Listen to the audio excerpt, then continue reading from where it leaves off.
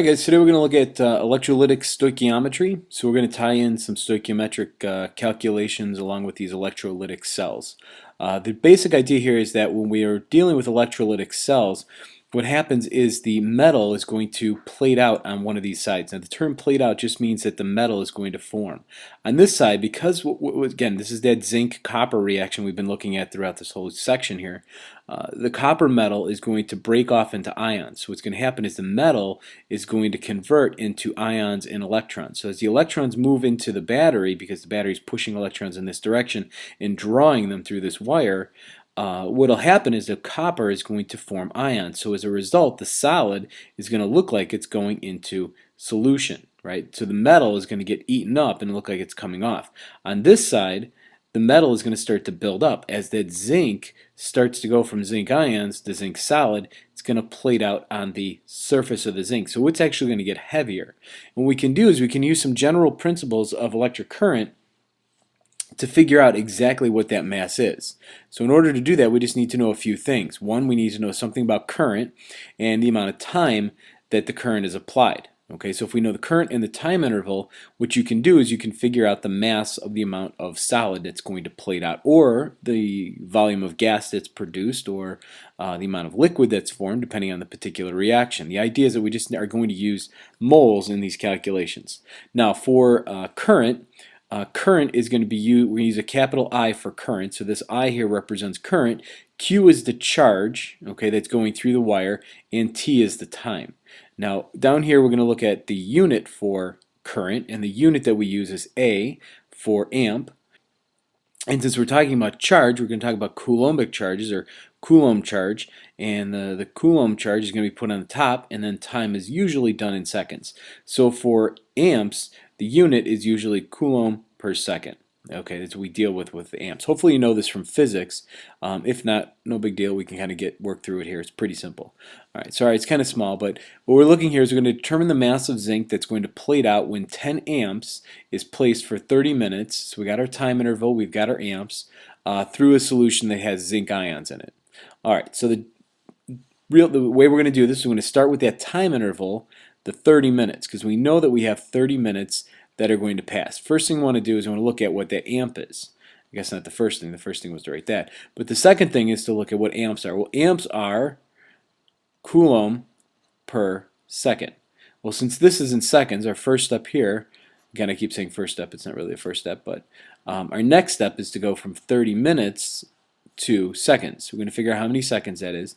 Then what we can do is we can use the amp to figure out how many coulombs we have, right? How much charge has gone by.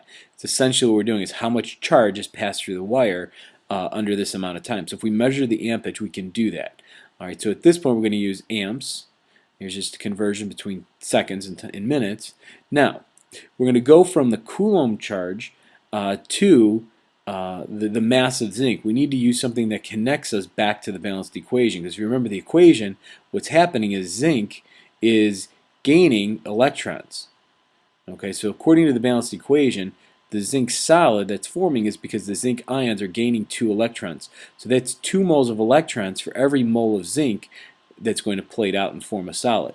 So we have to somehow connect this back to the moles of the balanced equation, and that's why we talk about this as stoichiometric for electrolytic cells. Okay, for the stoichiometry. All right, so we're going to do that. We're going to use what's called Faraday's constant. Okay, Faraday's constant is the constant that connects the Coulomb charge to moles of electrons. For every 1 mole of electrons, the charge is 96,500 coulombs. So now what we can do is we can figure out how many moles of electrons we have to pass in that time interval if this is our ampage. Okay, let me write the F again. Okay, so that would be a cursively looking F thing for Faraday's constant. Now what we do is we say, okay, if we have moles of electrons, we then go to the moles of zinc, because we know from the balanced equation that if I have 2 moles of electrons, I have 1 mole of zinc that's going to transfer between the two. And I guess I should make this not electrons, but I should make that zinc 2 plus ions. And then finally, for every zinc 2 plus ion, I can then convert to the solid zinc that forms. All right, so then I would go to the moles of zinc, and I would say that that is equal to 65 0.38 grams of zinc. It'd be 2 plus ions, 2 plus, and I guess instead you could probably have just converted, or it doesn't really matter, but you ended up with the same thing. The difference in mass between the ion and the solid is not really a big deal. I probably should have made that a solid, but it's not going to change anything in the end. When I do this calculation, put that into my calculator, I find that I have 6.10 grams of zinc solid forming. Okay? And that would be it. So that's pretty much how you do this. Now, one other thing you might be able to do is instead of converting to the mass, you might convert to the volume of gas, or you might take those number of moles that you would find here, and you could convert that using PV equals nRT to find the volume. You might find the pressure. You might take the mass and say, I need to plate out this mass. What time interval should I have, have it undergo? Again, you would have to have the amps, and you would just do these backwards. So again, I'm not going to do all the variations on this, but that's the general calculation. All right, see you guys later.